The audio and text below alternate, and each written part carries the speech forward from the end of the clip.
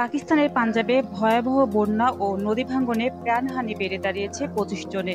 স্থানীয় প্রশাসন জানিয়েছে, সিয়ালকোটে একই পরিবারের ৫ জন সহ গুজরানওয়ালা বিভাগে ১৫ জন, গুজরাটে ৪ জন, নারওয়ালে ৩ জন এবং হাফিজাবাদে ২ জনের মৃত্যু হয়েছে। অস্বাভাবিক বৃষ্টিপাতের পাশাপাশি ভারত চেনাব, রাভি ও শতদ্রু নদীতে পানি ছাড়াই হঠাৎ প্লাবনে ভেসে গেছে শত শত গ্রাম। হাজারো মানুষ গৃহহীন হয়ে পড়েছে, তলিয়ে গেছে বাড়িঘর, ডুবে গেছে কয়েক হাজার একর ফসল আর ভেসে গেছে শত শত গবাদি পশু।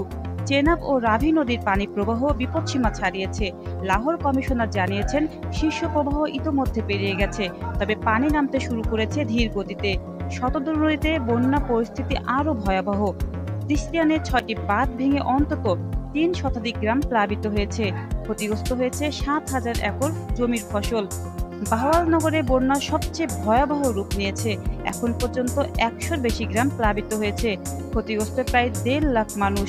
এর মধ্যে ৯০,০০০ মানুষ ঘরবাড়ি ছেড়ে পালাতে বাধ্য হয়েছেন। স্থানীয় কৃষকরা প্রায় ৮ কিলোমিটার দীর্ঘ বাঁধ নির্মাণ করে ঘরবাড়ি রক্ষার চেষ্টা করছেন। তবে কর্মকর্তারা সতর্ক করেছেন, এই বাঁধ ভেঙে গেলে অন্তত ২০,০০০ বাড়িঘর ঝুঁকির মুখে পড়বে।